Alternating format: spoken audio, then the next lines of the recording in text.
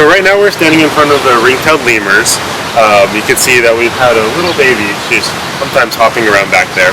And the ring-tailed lemurs are one of the success stories of the Association of Zoos and Aquariums, which are a group of about 200 different zoos and aquariums spread out through North America and other parts of the world.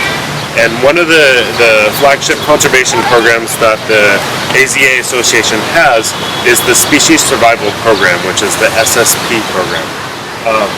The SSP program is a certain highlighted endangered species and rare species that we've deemed need some more conservation work, and those are managed breeding programs. So we look at the genetics of the population and determine which animals will be best paired with which other animals, and that's how we make management decisions. So an animal from Santa Ana Zoo may go to Houston Zoo or Dallas Zoo, and we're able to maintain genetic diversity and healthy animal populations throughout the different zoos and aquariums.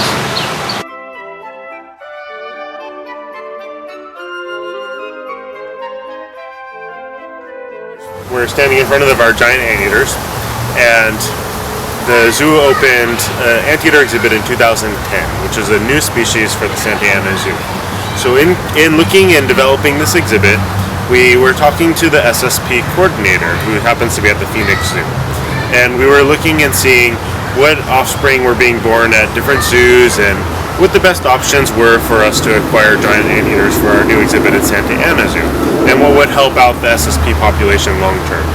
So in talking to them, it came about that the best thing for us was actually to import two animals that were available in South America. I got to go there for a week, and we met the people taking care of the anteaters, and we learned all about them, and we escorted them back to Los Angeles airport, and we brought them to the zoo. And now, since they've been in Santa Ana for 5 years, we've actually had 3 offspring, and they've gone off to the San Antonio Zoo, the Dallas Zoo, and Fresno Zoo, where their genetics are going to help the anteater population long term in North America. So definitely a success story for us.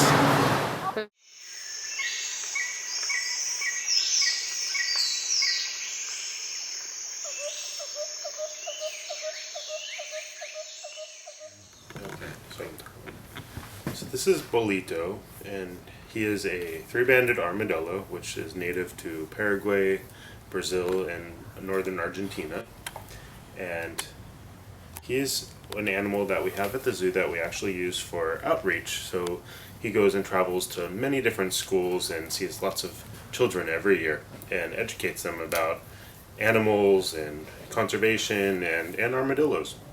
But this is a species that is also an SSP program, and one of the reasons is they are becoming a little bit more threatened in their native habitat. So zoos want to manage their breeding in North America, and they're also popular as an education animal like this, so that we can teach the public about wildlife. So part of the goal of the SSP program is not just to breed them just so that we can maintain the genetic diversity, but also so that we can provide animals to different zoos that are captive born in the United States, and have them so that we can educate people about wildlife and wildlife conservation. So one important thing to note with managing the SSP programs is it's all based on records keeping, and it's electronic now, but the paperwork behind all the animals that we see out in the zoo exists. Some animals that are related to a certain founder animal have a predisposition to a certain health problem, like diabetes or higher blood pressure. We can track that in the populations, and then that comes back to records keeping. And also the records keeping deals with animals that and breeding. So we have to track the offspring that are born and how they're doing, and even things like their weight as they grow and develop, because then when another zoo is working with their animals, they may have questions, and we could work out details if we're feeding the proper diet, or if there's things that we could do to improve the health and welfare of the animals that we have at the zoo. So what I have here is actually a record from a spider monkey and a golden lion tamarin, and they're both SSP species.